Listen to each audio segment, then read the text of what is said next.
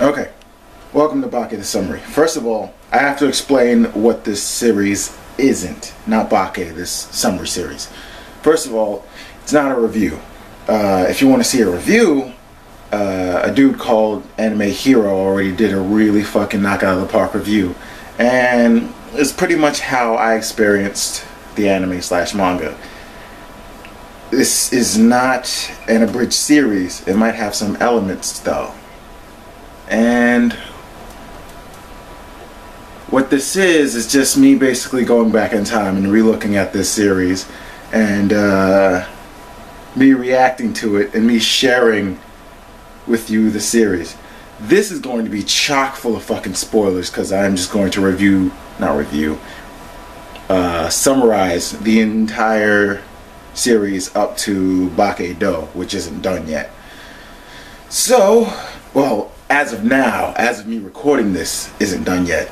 If it's done by the time I'm through making this whole summary, I'm just going to continue right on through the Do. So, right on through the Do to Do. So, fucking get this started! Alright, let's get right. What? Whoa, no, we're not using this. No. No, put on the Funimation. Put on the Funimation intro right now.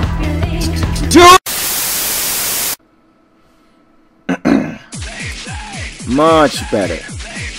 So, everyone, welcome to Baki The Summary. I'm going to take this intro time to explain to everyone the order of events between... The difference between the order of events in the manga and in the anime. You see, the manga starts out at a karate tournament, which is pretty much directly before the Ultimate Tournament arc in the anime. And then, in the middle of the Ultimate Tournament arc, it goes back to his early teen years, and then works its way all the way up to the first time he fought his father, and then it goes back into the Ultimate Tournament arc. But the anime just starts from the beginning of his early teen years and just goes all the way into the Ultimate Tournament arc and then progresses onward until the end of that tournament. I like the way they both start out. I like the way the anime has more of a chronological... It starts at the beginning, it's more chronological. But I like the first fight in the manga because it feels more like it should have been the first fight, the first major fight he's ever had, instead of just the first fight in the manga. But I didn't write it, so that's the way it is. Alright, that's enough of my rambling. Let's get this started. Yeah, onward to the beginning of the story. I hope no one realizes I'm just stalling for time until this intro ends. Hey everyone, the episode's starting! Thank you, God. Jeez. So episode 1, like, the first fight, he just fights 100 dudes. Just goes and, wait. Whoa. Who the fuck is that guy? And why the hell does he have that hat? You can't just be walking around wet chest in a leather jacket wearing that hat. He's not allowed to have that hat. Baki!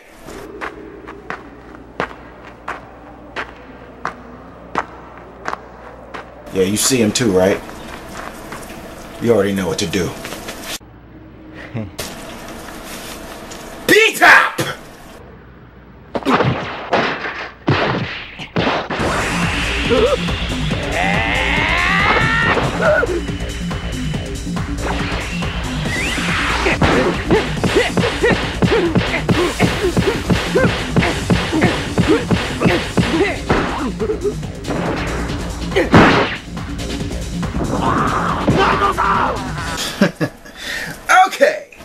Okay, so what you need to understand is that Baki don't give a shit about your weapon, and also, now that you've brought out a weapon, it's win by any means time. So what you need to do is guard your eyes and your nuts. That's what I was gonna say. Guard your nuts. Alright, so third string captain Mike steps up and he's like, dudes, there's like 100 of us. Let's just fucking jump him. Which is the best course of action, considering that at this time, Baki has a widespread notoriety of constantly being jumped and constantly beating everyone's asses and just winning and just being an all-around badass. So Baki hears that and he's like, whoa, let's get the party started! And just runs in and just gets it shaken. So he's just holding off. He's holding them off for a while. He's ducking and diving. He's bobbing and weaving. He's hitting left, right, up, down, and center. He's landing elbows, jabs, and uppercuts. He's having flashbacks to the time he fought those bats in that cave. But eventually, they overwhelm him and they stomp his shit into the dirt. Granted, he manages to take out 37 of them before they overwhelm him. So Detective Kido and his sidekick, yeah, they were there the whole time, decide to step in and, stop them from killing Baki. You ever been to a, shitty school and they have security guards and then there's a fight that breaks out and then they just kind of sit there and wait for it to peter down and then they step in like, okay, break it up. That's what this feels like to me. But I digress. So they go to wake up Baki from that serious ass whooping he just caught. They find out that he has a serious wake-up game and they walk him home. So on this walk home, Kido the detective gives the newbie detective and basically us, the viewer, a little explanation, little backstory on Baki's current living arrangements, how he lives alone, how gangsters and tough guys alike try to jump him every day pretty much, and the ones that don't want to fight him anymore, clearly, they resort to the bitch-made tactic of just graffitiing his house, because they know they can't beat him. And also we get some motivation to why he fights so hard. He's trying to be as strong as his father, the most badass motherfucker on the planet, Yojiro Hanma. And in order to achieve that goal, he pretty much fights all night and then all day trains like Ivan Drago. But Baki decides that this whole egghead muscle science workout routine is not making him any stronger and is a bunch of bullshit, so he decides to go nuts and just wreck the whole fine fucking establishment and then pieces out.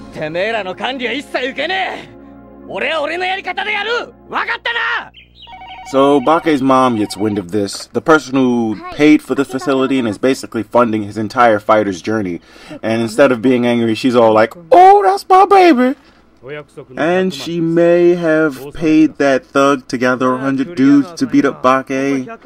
You know, normal mom stuff. Now the conversation between Baki's mom's assistant and the thug leader isn't important in the slightest, but I found it pretty funny, so I'll summarize it for you. See what I did there? What the fuck is this bullshit? Me and my boys almost died. Give me more money. Yeah. We would be inclined to give you more money if you beat Baki, but since you got put out in the first 2 seconds of the fight, be lucky we're giving you any money at all. Nigga, fuck you!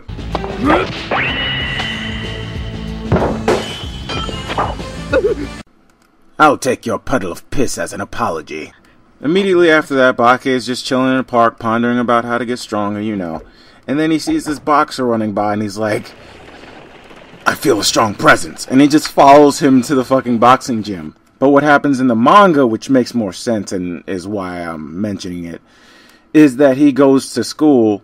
Yeah, remember? He's a high school student. And he has a fight with these 5 douchebags, the 5 strongest dudes in the school. And he proceeds to buy the first 2, abiding by the rules of their sport of expertise, that being Greco-Roman wrestling and karate. And so Baki is like, you know what, this is boring, all 3 of you come at me at once. And they do, and it's a squash match. He bodies the judo guy and the sumo guy, in seconds. And then he just walks up to the boxer and is like, you know you can't beat me, so let's not and say we did. And I need you to give me some information. Who's the strongest boxer that you know of? I don't care if he's a foreigner or anything, just tell me, who is the top dog? And so the boxer tells him that the strongest guy is this American dude named Tommy Carson. He's undefeated and, what a surprise, what a coinkydink, he's going to be sparring a dude in Japan, nearby. So that's why he ends up going to the boxing gym instead of, gut feeling, must follow this man. And so Baki's mom's personal assistant is having a somewhat similar conversation than Baki, but instead of looking for the strongest boxer, he's looking for the strongest gangster. And he's pointed towards a 15-year-old Yakuza leader named Hanayama. And whoa, hey, what a coincidence! He happens to be having a Yakuza representative fight somewhere nearby on the same day. Whoa! Yeah, I said gang representative fights. Apparently they've given up on large brawls and have just like, you get your strongest guy, I get my strongest guy. And we'll settle it like that. But the other side hired a ringer. None other than Tommy Carson. So Hanayama finally shows up, and the PA gives the most accurate reaction that anyone should have after seeing Hanayama.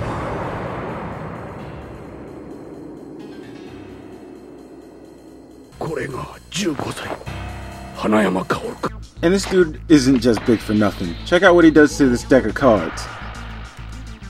Shit's about to get crazy. On the next episode of Baki The Summary, Hanayama fights a boxer, Baki fights a boxer, and then he fucks off to the woods.